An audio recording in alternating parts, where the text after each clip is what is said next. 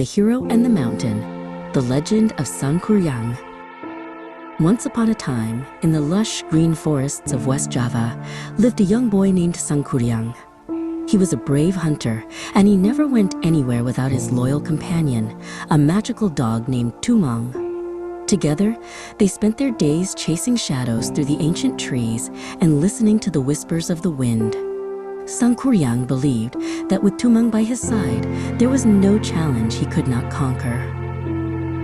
One day, Sangkuriang's mother, the wise and beautiful Dayang Sumbi, asked him to bring home a deer's heart for a special feast. Sangkuriang hunted until the sun began to dip, but the deer were too fast. In a moment of frustration and pride, he made a terrible mistake.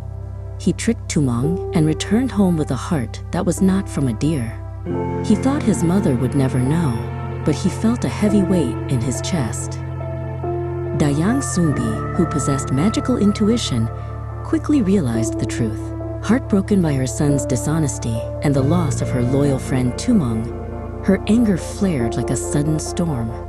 She struck Sangkuriang's forehead with a weaving tool, leaving a small scar. "Go," she cried. "Learn what it means to be truthful and strong of heart before you return." Sangkuriang, filled with sorrow, fled into the deep woods. Many years passed.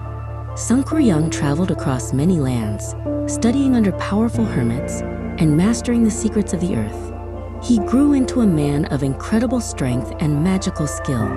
He could move boulders with a wave of his hand and speak to the spirits of the mountains. Eventually, his journey led him back to the very forest where he had grown up, though he no longer remembered his childhood home. In the heart of the forest, he came across a secluded hut where a beautiful woman lived. It was Dayang Sumbi, who had been granted eternal youth by the gods. Sangkuriang was impressed by her wisdom and grace. He wanted to prove that he was the greatest hero in the land. "I have traveled the world," he boasted. "There is no feat I cannot achieve. Tell me a task that would prove my greatness to you." Dayang Sumbi looked at the man and recognized the scar on his forehead. She knew he was her son, but she wanted to test if he had truly learned humility and discipline. "If you are indeed a master of the elements," she said, "you must dam the Sitaram River to create a great lake and build a massive boat to sail upon it.